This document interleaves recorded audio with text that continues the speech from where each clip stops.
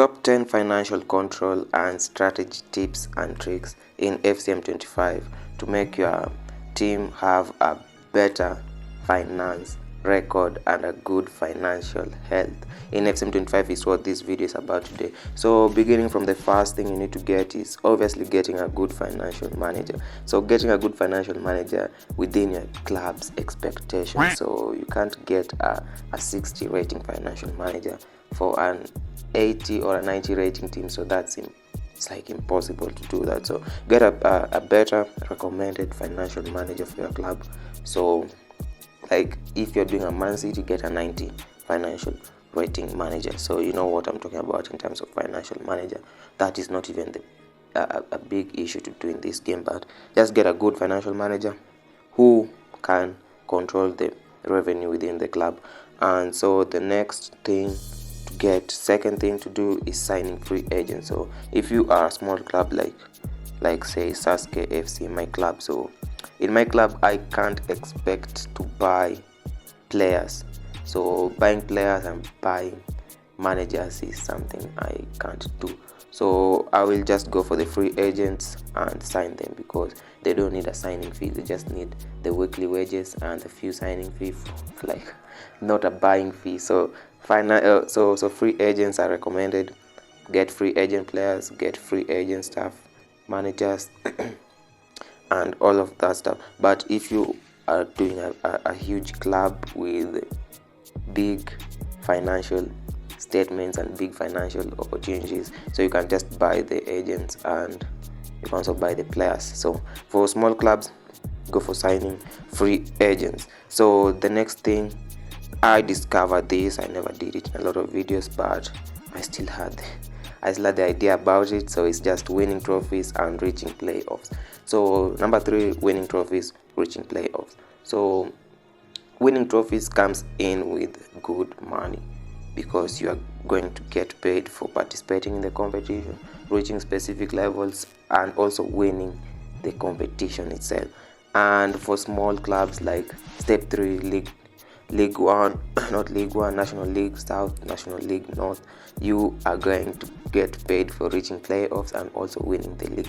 So you just have to put in more work, more effort to your team, and make sure you win the trophies, so that you can get extra funds to manage your stadium, manage your club, and get a good finance within the club. So reaching playoffs as well. So this was like for last season, Saske FC got paid like 2 million euros for playoffs. So this was like, I never played for like Step 3 Premier League before. That's why I started doing that, and I saw this and I was like, yeah, at least I'm getting funds for like the club in the playoffs. So for the first round they give you like 1 million, half 2 million within the clubs, which is shared for the TV revenues. Then the second round as well, so that's like 2 million for the playoffs, and if you win it you also get extra funds for it. So number 4, I think it's number 4, is raising finances. So raising finances for the club. Your club might be in a worse situation and you need instant money. So instant money comes in with raise finance for the club. You can do various raise finance for the club, but it's costly in terms of coins. So you need to spend like your club coins to get the finances through the raise finance. So you just get the coins and do a finance that you can afford for that, and you're good to go with the club, which will boost your club finances for like the activities you need to take or the purchase you need to make within the club, and you will be good to go with that. So number 5 best tip to do in this is like facilities upgrade. I'm not talking about stadium upgrade before.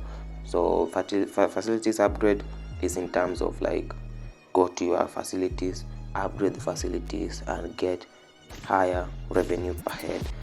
So the more it's upgraded, the more higher revenue per head is increased. So the higher revenue per head is just about the ticket, not the ticket, the t-shirt sales and stuff like that. So other club investments, aside club investments, that brings revenue per head, and upgrading the facilities will increase the revenue that is being injected in the bank account so boosting your finance for the club. So the next thing to get is avoid a lot of players within the club. So if you have like a small team like mine, you should have like at most 22 players within the club, which is just the first team, the second team, so which is a good thing to do. But if your club is a very huge club, you can get excess players, but avoid this.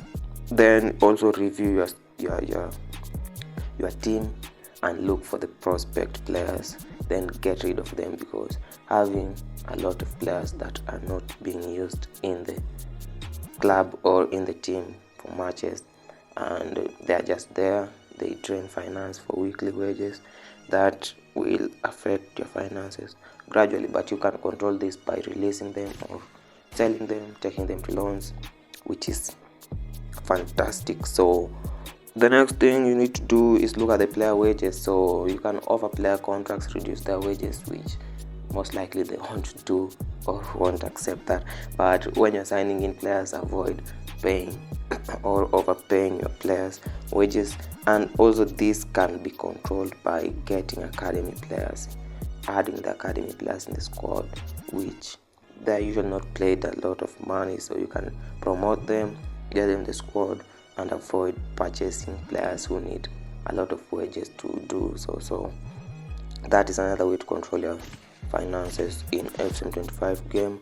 Moving on to the 8th tip and trick, so it's the sponsor deals. One of the greatest things to do in the game is get sponsor deals. So sponsors play a very important part in the game, and this includes the finances of the club. So accepting the stadium advertising sponsors, the t-shirt sponsors, is a great thing to do. That will boost your finance because the sponsors will get and pay you money. So another thing about sponsors is doing the premium sponsors, which includes the naming rights of the stadium. So if you list the naming rights of the stadium to sponsors, like LKS Saske was paid around 172 euros K for like changing it to Ivy Lane Insurance Stadium from Saske Stadium.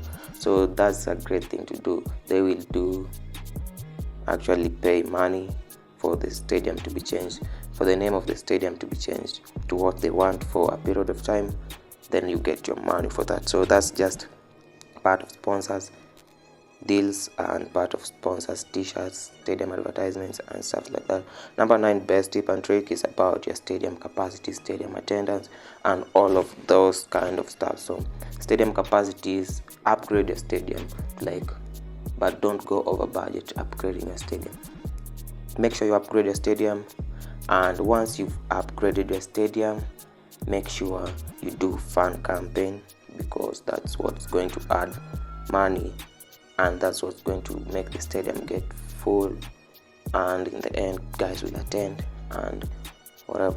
So if you upgrade your stadium capacity, look at the capacity and look at the attendance within your stadium. So your attendance should be at least closely related to the stadium capacity, because if you have like say 6,000 stadium capacity and only 900 guys are attending this, then it's a mess. You need to adjust few things, which will include the number 1 obvious tips and trick, which is the ticket prices. So stadium capacities is directly connected to ticket prices. So if it's a 6,000 capacity with 900 fans, it means your ticket prices are not flexible. So you need to reduce the ticket prices and all of those kind of stuff, and fluctuate how these guys are going to fill the stadium until you get a reliable stadium capacity, which when this guy buy tickets, then your revenue is going to be increased within the team. So basically those are just top 10 best tips and tricks in FCM 25 for a better financial control and a better finance for your stadium. So don't forget to sub for more tips and tricks in FCM 25 game and other games, together with the Christmas edition of Winning 11 2025 and PSP fanbase. So the PSP fanbase, PSP Christmas edition is almost done, and it's not perfect the way I thought it would be, but